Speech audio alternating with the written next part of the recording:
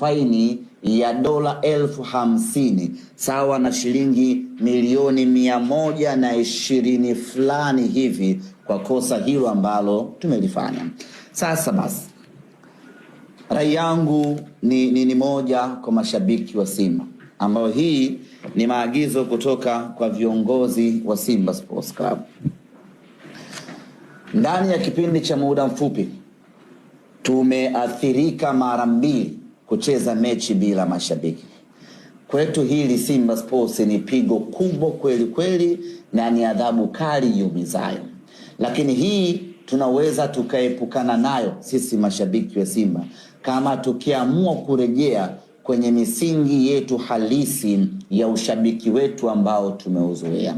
Nichukue nafasi hii kuwaasa, kuwaomba na kuwaonya mashabiki wa Simba tuachane na vitendo vya vurugu, kwa sababu vinatuathiri klabu yetu moja kwa moja.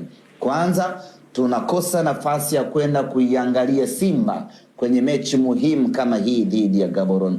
Kila mmoja aliuona mchezo dhidi ya Gaborone pale Botswana. Mechi haikuwa nyepesi kwa upande wetu, ilikuwa ni ngumu kweli kweli. Hasa kipindi cha pili wapinzani wetu walitupelekea moto kweli kweli. Sasa mechi ya marudiano, mechi ya nyumbani, unahitaji faida ya kuwa nyumbani na faida ya mashabiki wako ili